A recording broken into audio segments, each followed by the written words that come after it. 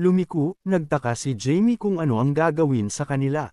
Lumapit sa mga lalaki, sinabi ni Wolfer na sa kabila ng katotohanan na ininject niya sila ng mana at iniligtas sila laban sa kanilang kalooban, hindi sila magtatagal. Bigla, isang agos ng madilim na aura ang nabuo sa likod niya. Nagsimulang marinig ang tunog mula sa kaibuturan nito. Lumitaw si Black at sinubukang alamin kung ano ang nangyari. Nilamon ang kanyang kamay sa maliwanag na mana. Sa kanyang mga pag-iisip, sinabi ni Jamie na hindi niya basta-basta mapapatay sila dahil mayroon pa silang hindi natapos na negosyo. Nagpatuloy sa pag-iisip, sinabi niya na matagal na rin ang huling beses siyang gumamit ng necromancy. Isang imahe ng isang katawan na puno ng kulay ube na mana ang lumitaw sa kanyang ulo. Dagdag pa, sinasabi sa atin ng balangkas kung ano ang necromancy ang kapangyarihan na kumokontrol sa mga katawan ng mga bangkay.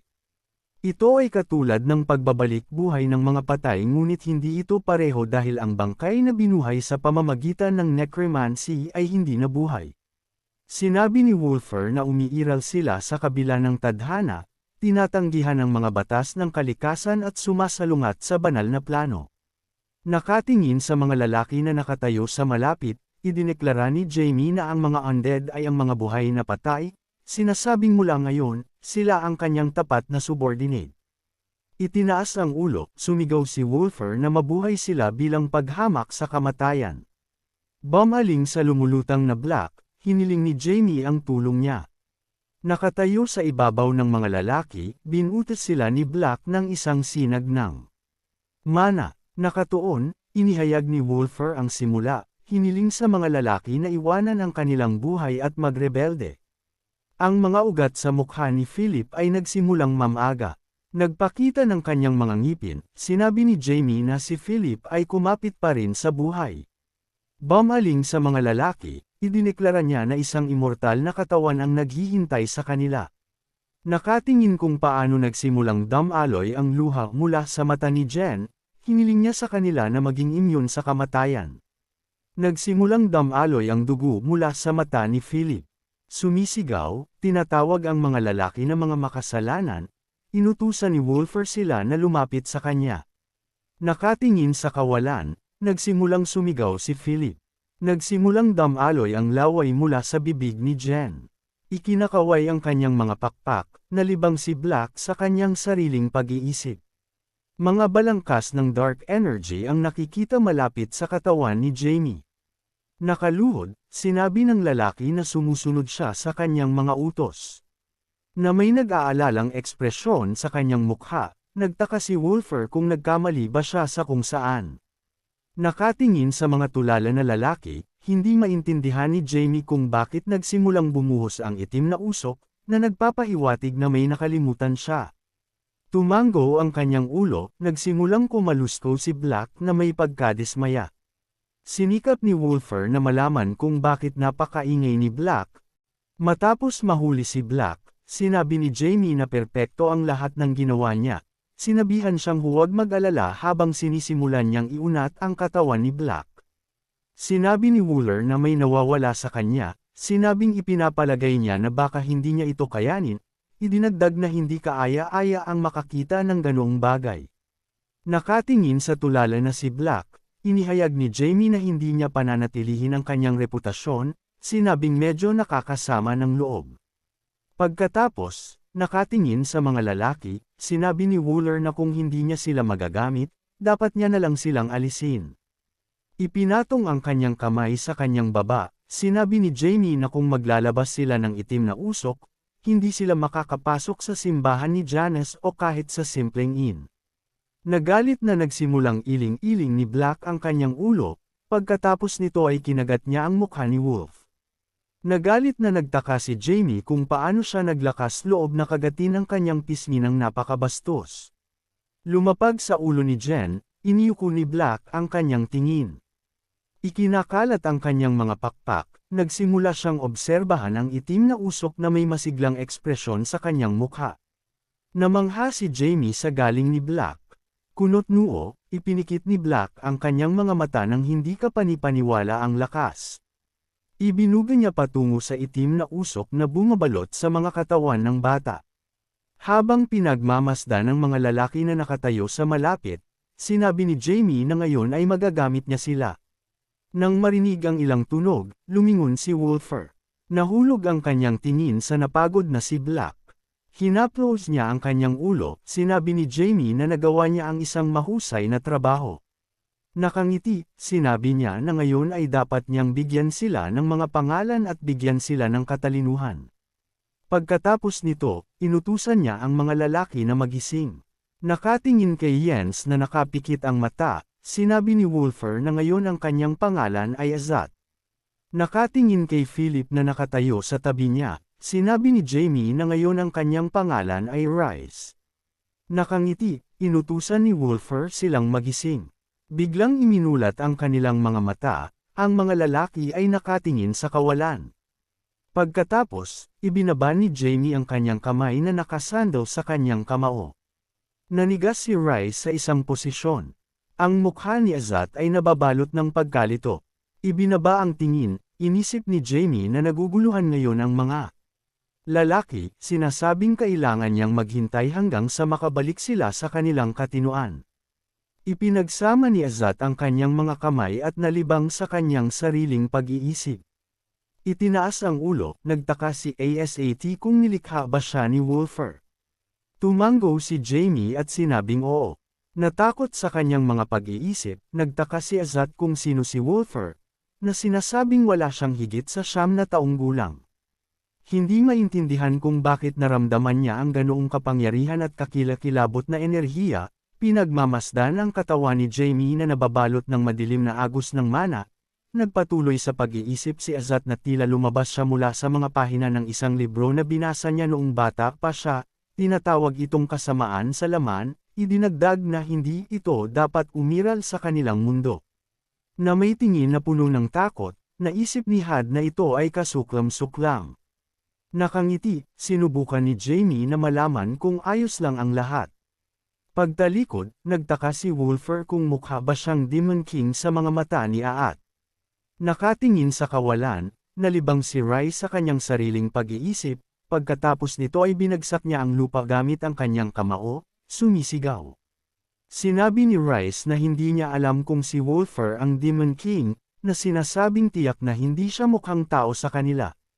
Itinaas ang kanyang kamay sa pag-iisip, nagsalita si Jamie tungkol sa kanyang pagka-curious. Sinasabing lumalaban sila, idinagdag na ang mga subordinate ay hindi tumitingin sa kanilang master ng ganoong tingin. Itinuro ang kanyang daliri, inisip niya na kasalanan niya ito. Nagpatuloy sa pag-iisip, sinabi ni Wolfer na hindi niya ito basta-basta iiwan. Pagkatapos ay bigla niyang ibinaba ang kanyang daliri, nang hindi kapanipaniwala ang lakas, binagsak ni Rice ang kanyang ulo sa lupa. Nakahiga sa lupa, sinubukan niyang linisin ang kanyang lalamunan. Na may tingin na puno ng pagkamuhi, sinabi ni Wolfer na pinapatawad niya ito sa pagkakataong ito lamang, idinagdag na kung maglakas loob muli si Rice na tumingin sa kanya ng ganoon, buburahin niya siya sa mundo. Natakot, iniulat ni Rice na naiintindihan niya ito. Nakatingin kay Aat na nakaupo sa tabi niya, napansin ni Jamie na kailangan din niyang tandaan ang tingin na ito. Nagkatinginan ang mga lalaki at nanigas sa isang posisyon. Sa kanyang mga pag-iisip, sinabi ni Jamie na naiintindihan niya kung ano ang mga aliping kaluluwa. Sinasabing kung gusto man nila o hindi, hanggat may bisa ang kontrata, ang kanilang buhay ay pag-aari ng mga kasinungalingan. Pagkatapos nito, sinabi ni Wolfer na ito ay dark magic. Mula sa kanyang nakita, napuno ng pagkabigla ang kanyang mukha. Pagkatapos panasan ang kanyang mukha ng tuwalya, sinabi ni Jamie na sa kabila nito, hindi siya isang Demon King. Nagulat, nagtaka si Azat kung sino si Wolfer. Tinanggal ang hood mula sa kanyang ulo, inihayag ni Jamie na siya ay isang dark magician. Nagpatuloy sa kanyang mga pag-iisip, idineklara niya na sinusubukan niyang patayin ang mga Diyos at hindi lumihis mula sa kanyang mga layunin hanggang ngayon. Tumawa si Wolfer at sinabing isa lang ang kinakailangan sa kanila. Sinasabing kailangan nilang obserbahan ang simbahan ni Janus at mang-alap ng impormasyon. Ipinatong ang kanilang kamay sa kanilang dibdib, sumigaw ang mga lalaki na naiintindihan nila ito. Matapos isinuot muli ang hood, Inutusan ni Jamie silang humanap ng isang tao na konektado sa human trafficking at dalhin siya sa kanya, idinagdag na kailangan niyang magpatotoo sa kanilang lugar.